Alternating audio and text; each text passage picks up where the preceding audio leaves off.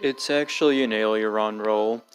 So this has become common knowledge, even though people don't really bring up, but the iconic barrel roll is actually incorrect, and it's actually this maneuver instead. However, that hasn't stopped people from ignoring it. Uncompressed voice lines. This was one of the more big finds during the big Giga leak, and it's exactly as it says. We found all of the voice lines to the game uncompressed, and it's really interesting and fascinating to hear how different some of the characters can sound. Sound a lot more youthful. You can easily find them all here on YouTube. Fortuna Fitchina mix-up. So this is something that's also become pretty well known, but like nobody really brings up, is that what you see in Star Fox 64 as Fortuna is actually supposed to be Fitchina, and Fortuna, the real one, is another recurring planet in the series. It's confusing, I know. Rumble Pack promo video. This probably could have been up another tier. I mean, a Fox in Space just referenced it in the whole entire scene. I mean, come on. Anyway, in the 90s, Nintendo was putting out a lot of VHS tapes to promote upcoming games, and Star Fox got one, and it was also used to promote the Rumble Pack, which was a new feature with it. And of all of them, this is probably the most famous one, because they all have like the ridiculous 90s stuff that you expect to see, but this one really does it with the over-the-top Sony and Sega characters, and the voice acting, or the voices they put on, I should say, and oh no, Mario! And if you somehow still haven't seen this yourself, I suggest you just go look it up on here right now and watch it. Play on foot. An open secret that seems like a number of people surprisingly still haven't really seen or heard about. And as you can see, you can actually play on foot in this game, and yes, they are really fucking weird looking, but we'll get to that later. You unlock this by getting a medal on Venom in Expert Mode. Not every stage in Expert Mode, like a lot of people still misinterpret, and yeah, regardless, it's still a really cool addition. Teammates reacting to gameplay in Expert. So this is something that very low people acknowledge, but is pretty open out there like the last entry, and for whatever reason, this is only a feature in Expert Mode. I guess they found it more rewarding or something, or maybe they forgot, I don't know.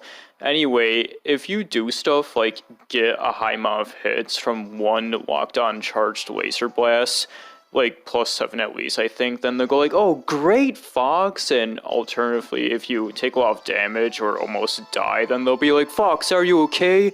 It's really nice. Barrel roll inspired the Reflector. So, when Fox was put into Smash Brothers, a lot of his moveset was just made up and improvised with some loose connections to the actual games and just stuff that feels like it fits him. And his down special, while nothing's been confirmed, it looks like it could be inspired by the barrel roll, because what that does is that if you do it and time it right, you can reflect laser shots coming into you, much like the Reflector, and also like it creates this blue barrier around you. And the Reflector has gone on to become one of the most iconic moves in the entire Smash series, alongside the Falcon Punch, and is also known as the Shine. Pretty interesting how two such small things could end up being so big. Medial Alt End. So this is the start where we start talking about alternate ends and paths in the game, and there's so many of them, it would be fucking ridiculous and needless if we listed all of them, but I'm at least going to put the most notable ones on here that are easier to miss or harder to get, and this is the less of those ones since it's all the way up here. Anyway, you'll know at the end of the stage there's those blue rings that you can fly through that speed you up and kind of throw the R wing off control. And these are actually warp gates, and if you manage to fly through all of them, then you'll skip the rest of the level and you'll be transported here instead, and it's super trippy and weird and wild and very in the spirit of early Star Fox weirdness and bizarreness, and I remember being really delightfully surprised when I first found this, of trying this myself just out of curiosity, like, what happens if I go through all of those, anything, and yeah, this is what happens. It's really cool. Lylat Wars comic. This is a comic produced in Germany that's a loose adaptation of the game, and it has a lot of like cartoony, slapsticky comic humor to it. And there's a fan translations of it, as you can see over here. It's probably worth it and harmless enough to go find on your own. It's pretty alright, and the same producers of this comic also did one for Yoshi's Story, I know, and that one's a lot more weird and bizarre than this one, to say the least. Menu music vibes.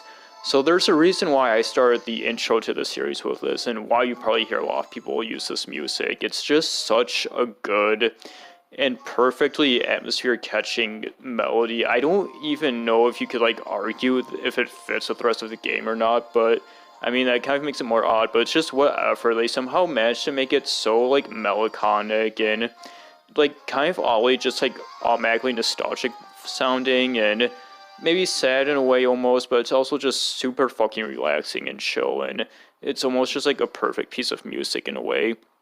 Anyway, that does have tier 2. Next up is gonna start touching on pretty obscure stuff as well as beta content.